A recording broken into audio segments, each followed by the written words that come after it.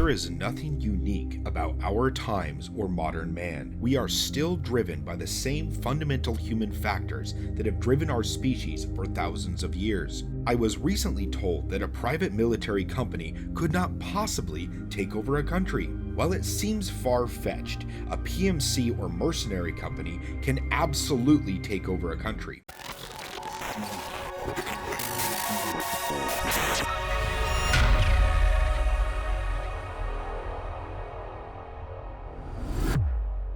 It has happened many times throughout history, and unless the world ends soon, it will happen many more times. It is common for mercenaries to turn on their masters when underpaid or treated poorly. Both have happened to the Wagner Group. Place yourself in the position of the Wagner Group and ignore all of their atrocities for a moment. They have been fighting for the Russian administration and throwing their people into the meat grinder. They have suffered heavy losses, both because of the nature of Russian warfare, but more importantly, because they have been undersupplied. I'm not talking about food and other supplies, I'm talking about the most essential supply of war, ammunition. Add this to the fact that Prigozhin and the main Russian general in the area have been arguing violently for the past year. These aren't little spats. These are large, heated arguments after major victories and defeats. Consider the boyar mentality of Russian generals and leaders, and a general shelling the Wagner forces out of anger and spite isn't out of the question. In fact,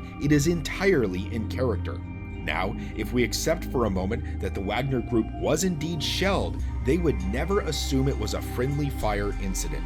Prigozhin would be forced to respond. He may have been told by the CIA that Putin was planning on arresting him, or that could have just been the rumor mill and fog of war. He may have simply assumed that Putin authorized the shelling. Either way, Wagner turning on the Ministry of Defense at that point is entirely understandable from the Wagner perspective. From the American perspective, we find it absurd that a mercenary group would turn on an entire country. It also appears that a significant amount of regular Russian forces joined the Wagner Group in their rebellion. So from the Russian perspective, the rebellion wasn't an unreasonable action to take. Keep in mind, rebellions like this often succeed in Russia. In fact, the Soviet Union itself was born under extremely similar circumstances. The Tsar's army had its ass handed to it in World War I, and that created the social, political, and military opportunity for the communist rebellion to succeed.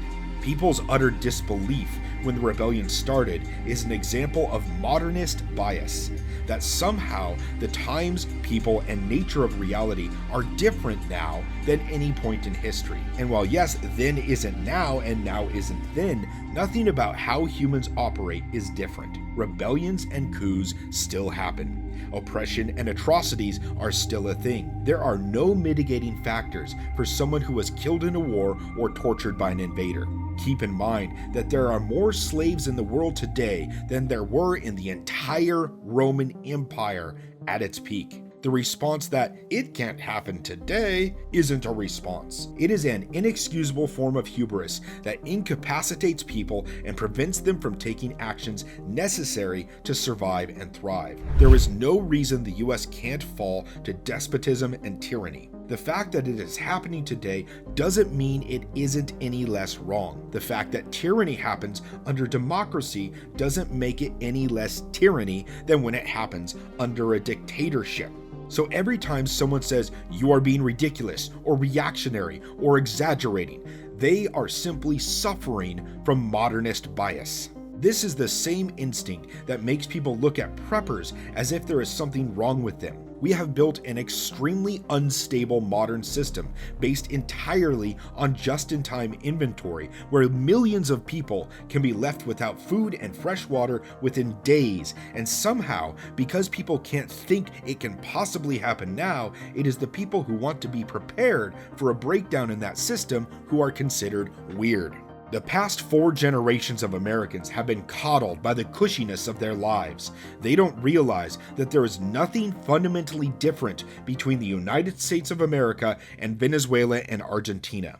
While Venezuela is now further down the path, and Argentina is currently doing the same thing and inflating their currency into oblivion, people still refuse to believe that our currency could possibly be on the path to obliteration through economic and monetary mismanagement. People at the top suffer from the same blinding sickness. They think this is America, and that our currency will always be strong, while implementing policies that directly undermine the strength of the currency. It's like chanting, "I am fit, I am fit, I am fit," while slamming quadruple burgers and extra thick milkshakes down your throat for the 10th meal in a row. If you think it is absurd for the body positivity movement to smother every fashion advertisement with morbidly obese people, and for men to claim to be women, yet somehow think that it can't happen to us because we're America, or this isn't World War II or medieval times, then you have blinders up that you aren't even aware of. While it is entirely possible for the currency to fall and a PMC to rebel when given enough men and political power, it is entirely possible for the United States to become a tyrannical dystopia that we all fear. In fact, I think it will be years after it has become the worst version of itself before people fully realize how evil it has actually become. Our temporal and national biases are what directly turn us into the frog in the boiling pot of water, never realizing how horrible things have gotten until it is far too late. It is entirely possible for us to fall to tyranny. It is entirely possible for us to end up in a conventional or even nuclear war with other nations. And it is entirely possible for there to be a supply chain or economic disaster that could starve millions of Americans and billions of people across the globe. If a single solar flare hit the Earth, we would be toast because we don't have the industrial capacity to replace all the electrical infrastructure before billions starve. Likewise, if an EMP hit, it would be even worse as there would likely be hostile foreign acts to deal with at the same time. We are not unique. Every generation in history has thought it would be the one to see the end times and rapture, but every single one of them was wrong. Yet almost every person I talk to who is over 40 and Christian believes fervently that they will live to see the rapture. When you look at history as a whole and automatically place yourself at the end, you have, in your hubris, said that you are the culmination of all human history and achievement, that it was all about you. You are what all existence led up to. And honestly, I find that highly unlikely. It is far more likely that we are part of the middle chunk of history, and the end is so far in the future that we can't possibly fathom how it will play out. Only by looking at our position on this earth and history with humility can we hope to properly understand our situation and make unbiased decisions that have the highest chance of success.